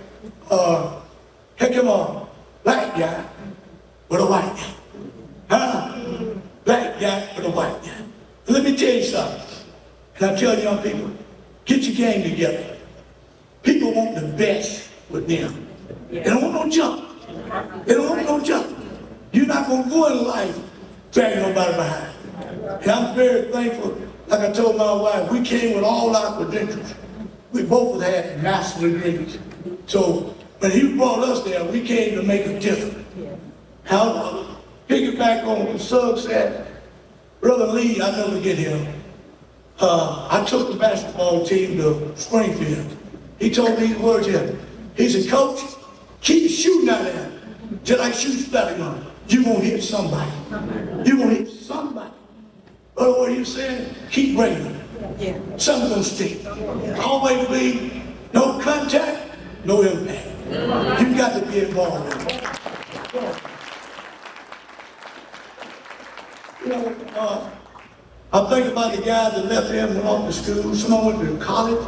Some played college ball. Some went to the military. Some of them got a good job, paying career. Some of them their own boss. They get up when they get ready. They call the shots. I'm proud of them. I'm proud of them. And when I see you guys, man, I look at, yes, I love championship. That stuff temporary. But impact. You are my champions. Every one of you. Every one of you represent a championship to me. Championship. And I'm very proud of you. And I know your parents are proud of you. I know all my guys' parents. I know they live. I can go by their house and knock on the door. I know they live with, whether they live with their grandmother, grandfather, or what. I want to make it my business to do that because I want to have a relationship with them. And that's important in doing that. And I'm also concerned about what they're doing now, how they go about life. I always think about Coach Brooks. When he offered me the opportunity, I think about what he said. He always talk about it. Coach, did we make a difference? Did we make a difference? I said, Coach, we did. I said, you ought to hear the guys talking about you. See, when people talk about you, some been saying, well, be negative or positive. They talking about you. Huh? But most of them, when you made an impact on their life, it's positive talk. Positive talk. And I told him before he died, I said, Coach, we made a difference. I said, when I asked for the opportunity to coach where I'm at now, I didn't ask the Lord. I said, Lord, I want to go to Wilkes County. I want to win some state championships. He gave me everything I asked for. And sometimes you think about it. He said, I didn't send you there for those state championships. I see them, like Coach Ellis said, to make a difference, to make an impact on life. That's important. That's important. I tell my nephews over there in South Carolina, and I coach with them. I said, make an impact. Make a lasting impact. When you look back and see that, that makes you smile. I ran into one of my guys in Thompson. He was down at the mall. He had 3 little kids with him and a young lady. He said, Coach William. I said, what? He said, come here. I want to introduce you to my family. Young guy. A family. With him. I said, boy, I'm proud of you. I'm proud of you. I'm thankful for you. Coach Barnett accepted me to come over there and coach. We had some great time. I look at Coach right there. I told him to slim down a little bit, but we had some great time coaching over there. One of my buddies, one of my former players right there. Raise your hand up there, Thompson. He played defensive back for me. He played 9th grade basketball for me. Sometimes he probably jump up in the middle, I got to Coach Lee, I got it. But he came out to be a great player. He's an AD at Thompson High School. Come out of our program. So I'm very proud of him.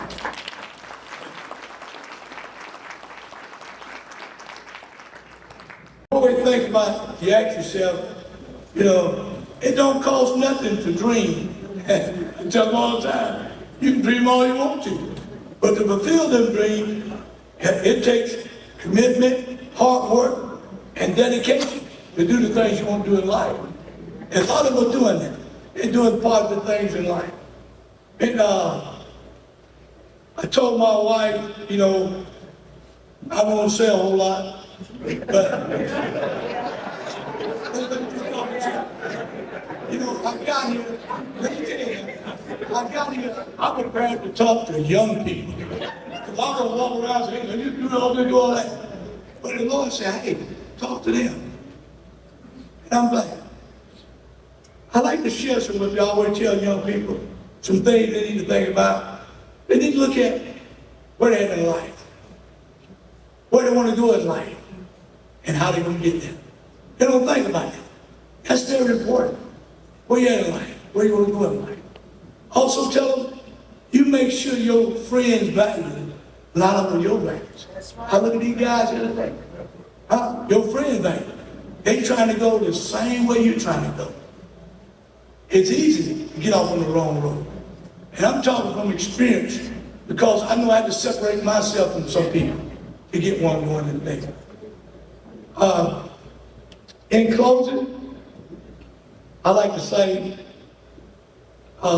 this quote Kamala Harris put out, and everybody knows who Kamala Harris is, right? The reason I said it because my grandbaby, she came out of church when she was on tour, running for president.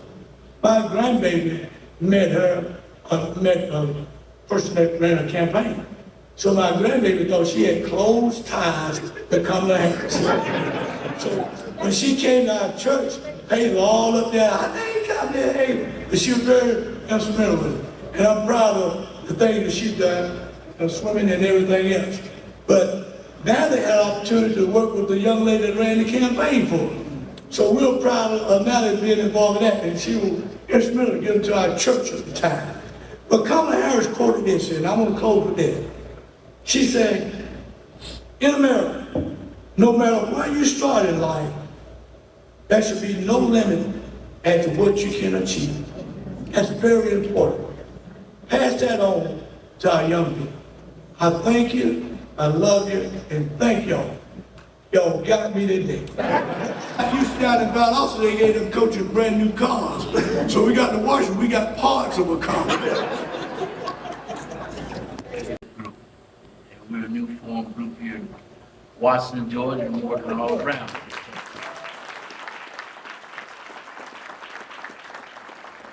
But on behalf of the group, Antonio, you was going to do the presentation for it, we'd like to present Coach Williams.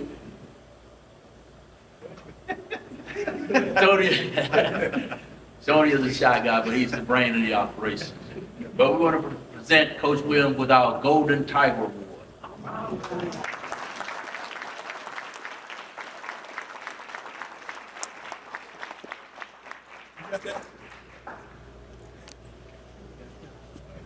great mentors, coaches, teachers. I see a lot of my teachers over here on this side here. And, you know, for me coming up in a little small town, I'm like, man, it's so boring here. I don't, you know, I just want to go somewhere exciting, you know, somewhere like New York or Atlanta. But, you know, you just never realize how good, you know, we had it here.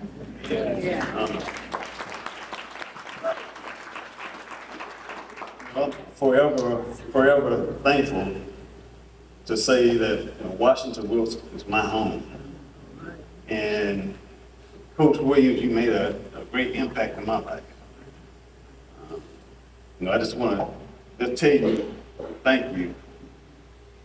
I first met Coach Williams when I was 12 years old in 7th grade. Coach Williams taught me, he was the first introduction to me for organized basketball. He taught my sister, LaTanya, how to swim. And you've done so many great things for the community of Washington. You've always challenged us to be great. You led the Fellowship Christian Athlete Program, and you encouraged us to come to school before class to pray. You remember that? You are a man of God. You are a man of God. And I appreciate that. As a coach, you taught us how to play the game and to play it the right way. As a mentor, you taught us to live by having character and integrity. Doing what is right because it was right, even when no one was looking. You had raw conversations with us as young men. One thing that always stuck with me was the advice you gave us about finding a girlfriend or finding a mate. Coach William always said, Coach William always told us, marry somebody much smarter than you. So I took that advice with me. To see, did that person pass the wisdom barometer? So I appreciate that, Coach. I think I've done well. This is my wife, Heather Thomas here.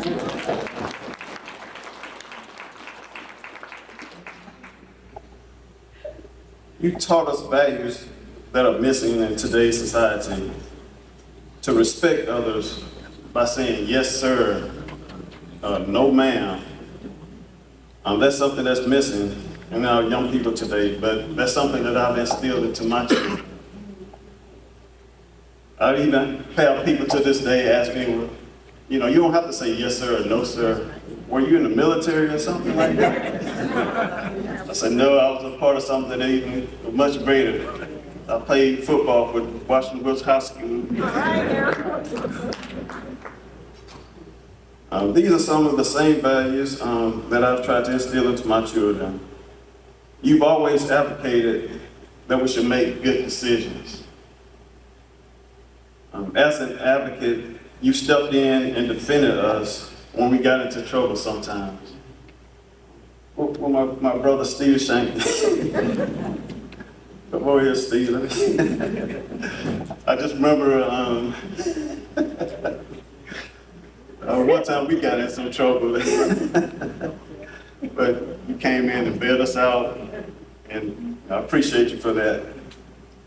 So, like Larry was saying, some of us have got together, myself, Larry, Stephen, Ty, Not, and some of the same traits we found that was common from 1981 all the way down to 2001. That you spent quality time with your student athletes. And that's something that a lot of people don't do, a lot of coaches don't do. You know, most coaches, they're just here to win and to, you know, win championships, but to impart into your students, you know, that was something that you did and I really value that. So from us getting together, some of the former athletes, we formed a bond, and we became a team. And through that, we formed a nonprofit called Empowerment Initiative Group. That's because of you, Coach.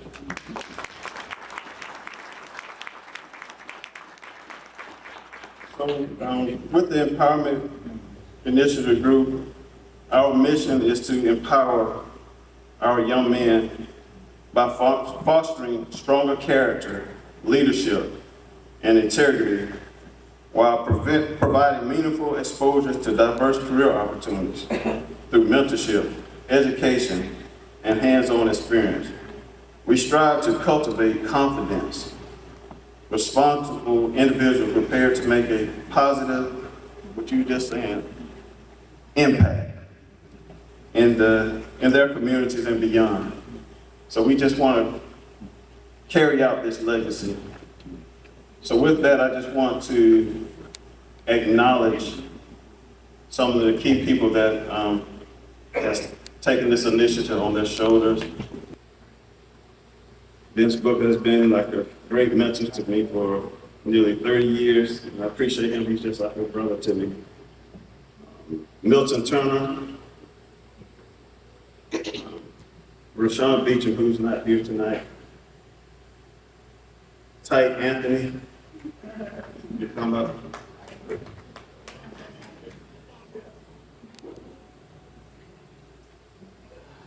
Stevie Shank, Larry Dunn, who is our president, and some other people that I just want to acknowledge and just give thanks to for helping us to get this event rolling.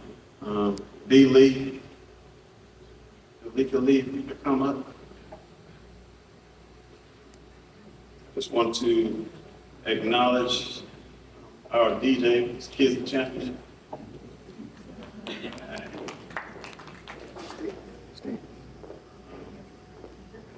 Alicia Fennell, you can come up.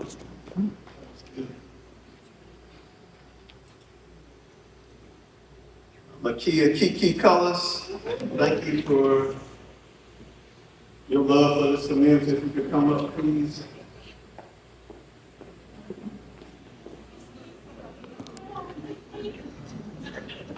Derek Tech, are you in the building?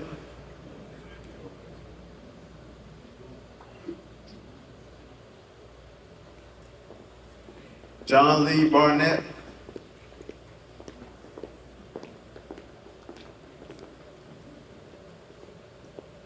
And Ratia Down Jordan.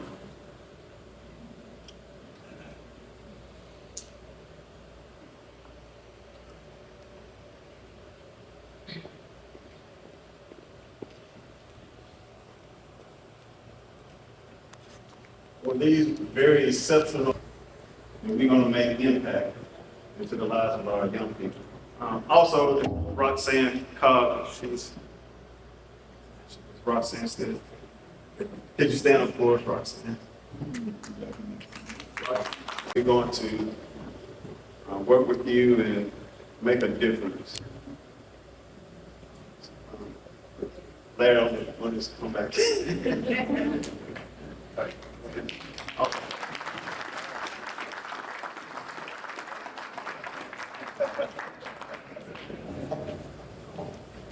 Oh, I'm sorry.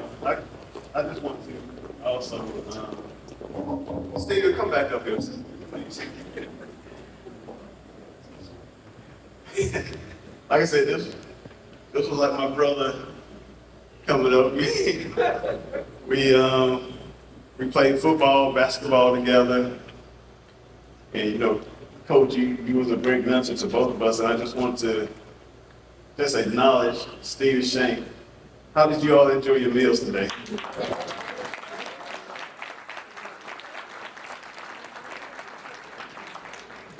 I just want you to know that you can be proud. I've seen the impartation that you put in this man. from 7th grade on. And I just want to say that I'm so proud of him. Because what a lot of people don't know about this guy here is that, you know, when people in our class, members, their family go to be with the Lord, we try to get together and provide food and comfort to the families. And a lot of times this brother right here, he'll take up the slack and spend his own money. So,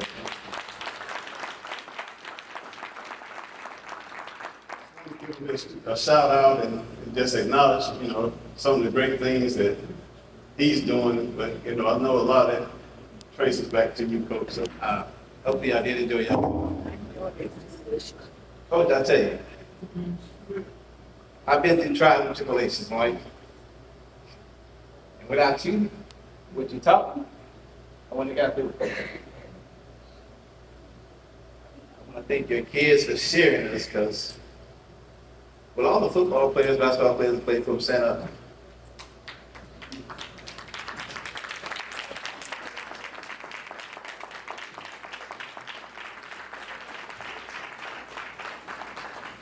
He would have been some few that could make it. That was a lot for the kids. We all just want to tell you that. When we reached out to these guys, not one took 1 second to say, I'll be. is Tim Wright make it? Tim Wright just came in for vacation. Tim Wright told me, he said, Steve, I got to do something. We come back in Friday night, but I got to get there. He said, my wife gonna be mad, but I'm gonna drive my wife to Alabama, and I'm going back to Washington. So put me down with 2 tickets, because I'm gonna be here. That's what you do to us. That's what you do for us.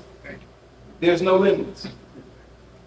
We just want to tell your kids, we're sorry that you had to share your dad with all of us, but we love you for it. Thank y'all for coming. If y'all ever need us, we're here. E.I.G is around forever now. We believe in helping. We're going to always take care of our elders. We do a lot of that around here now. Thank y'all. Thank y'all. Thank y'all. Lord, we thank you. We thank you. We thank you. We cannot thank you enough, Lord, for allowing us to come together for this prestigious and awesome occasion. Lord, I pray that the joy that we feel in our hearts, that Coach Williams felt in his heart as well during this time, as we recognize him for the gift that you gave to us. And Lord, as we make ready to leave this place, we never leave your presence. We ask that you will cover us and keep us. Ask that you will encamp the angels round about us. And as I speak right now, I dispatch the angels of travel, that our destination, as we travel to our destination, will be safe, we'll have safe travel, unhindered and unshaken in any way, that all will be well. And we will give you honor, we give you glory. We ask that each and every one leave here covered under your blood. And we thank you in the name of Jesus. Amen.